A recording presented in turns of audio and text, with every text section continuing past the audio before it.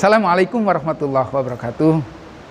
Alhamdulillah alladzi khalaqal mauta wal hayata liyabluwakum ayyukum ahsanu amala. Asyhadu an la ilaha illallah wahdahu la syarikalah wa asyhadu anna Muhammadan abduhu wa rasuluh. Para alim, para ulama, para sesepuh, para kiai, hadirin semuanya yang dirahmati Allah Subhanahu wa taala. Bersyukur kepada Allah Subhanahu wa taala pada siang hari ini kita masih diberi dua nikmat setidak-tidaknya oleh Allah Subhanahu wa taala, yaitu nikmat sehat fisik dan nikmat rohani. Ada orang yang diberi nikmat jasad sehat tapi rohaninya tidak sehat, atau sebaliknya, rohaninya sehat tapi fisiknya sakit. Nah, dari dua-duanya ini kita diberi nikmat yang besar oleh Allah. Maka marilah kita bersyukur kepada Allah Subhanahu wa taala. Hadirin yang dirahmati oleh Allah Subhanahu wa taala, untuk bahan kita introspeksi sebelum kita dihisab oleh Allah Subhanahu wa taala, mari kita merenungi dan mengkaji firman Allah di dalam Al-Qur'an surat At-Taubah, surat yang ke-9, ayatnya ayat 100, pojok kanan paling atas. A'udzubillahi minasyaitonirrajim. Was-sabiqunal awwaluna minal muhajirin wal ansor walladzina taba'uhum bi ihsanir radhiyallahu anhum wa radu'an wa a'adda lahum jannatin tajri tahtahal anharu khalidina fiha abada dzalikal fawzul azim. Shadaqallahul azim. Para ikhwan yang dirahmati oleh Allah Subhanahu wa taala, tema pada kesempatan yang baik ini adalah mencari idola.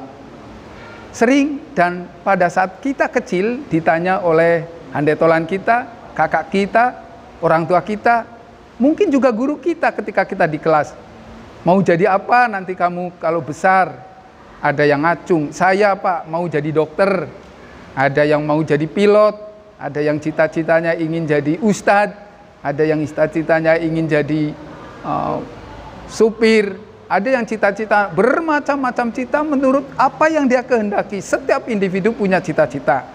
Nah, kita sebagai orang yang beriman punya cita-cita juga. Kita punya idola. Siapakah sesungguhnya idola kita?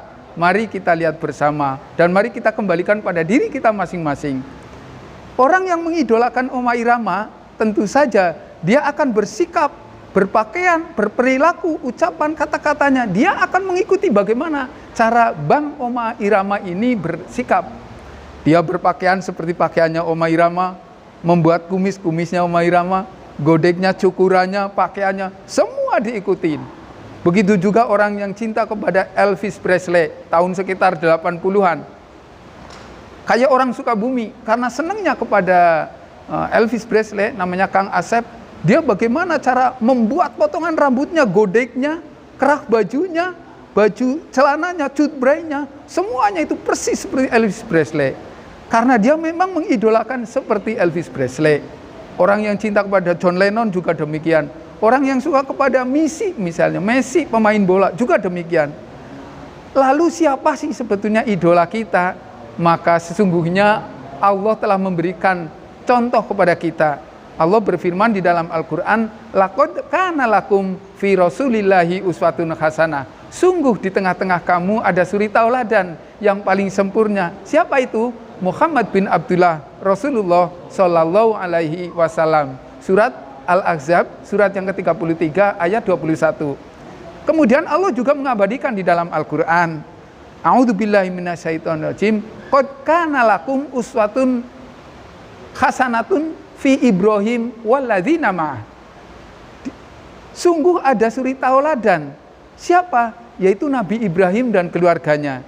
Itu di dalam surat Al-Mumtahanah, surat yang ke-60, ayat yang ke-4. Nanti bisa kita buka kembali dan kita renungi kembali di dalam rumah masing-masing. Sosok manusia inilah diabadikan di dalam Al-Quran yang sampai yaumil akhir nanti, sampai akhir hayat kita, sampai bahkan dunia ini itu. Maka orang ini menjadi suri tauladan bagi hamba-hamba Allah yang insya Allah akan selamat. Maka ketika kita hidup di akhir zaman ini, jangan sampai salah pilih, jangan sampai salah idola, jangan sampai kita salah memandang, yang akhirnya keputusan kita salah. Padahal hidup ini hanya sekali. Mari kita bersama-sama untuk kembali kepada cinta sebetulnya kepada siapa? Idola siapa kepada kita? Maka idola yang harus kita ikuti adalah Nabi dan para sahabat. Tapi kan kita jauh dengan Nabi dan para sahabat, enggak masalah. Karena memang Allah sendiri sudah menjanjikan kepada kita. Allah berfirman tadi di dalam surat At-Taubah, surat yang ke-9, ayatnya ayat yang ke-100, pojok paling kanan atas. A'udzubillahi minasyaitonirrajim.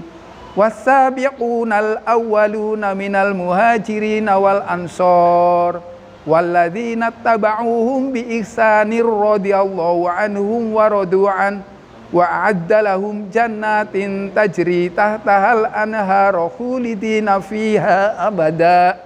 Dzalikal fauzul azim. Adapun orang-orang yang masuk Islam dari kaum Muhajirin dan kaum Ansor, mereka ridho kepada Allah dan Allah pun ridho kepada mereka. Mereka tidak masukkan ke dalam surga.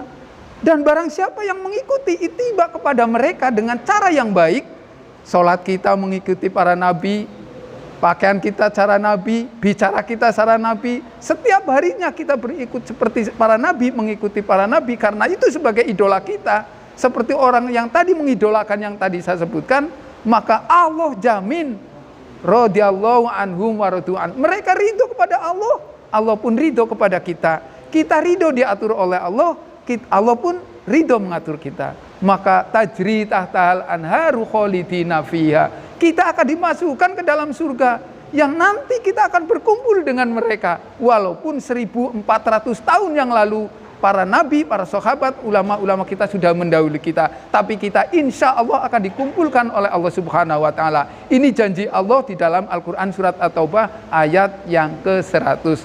Mudah-mudahan kita tidak salah pilih dan kita akan dikumpulkan dengan para sahabat. Wallahu a'lam bishawab, wal afu minkum. Assalamualaikum warahmatullahi wabarakatuh.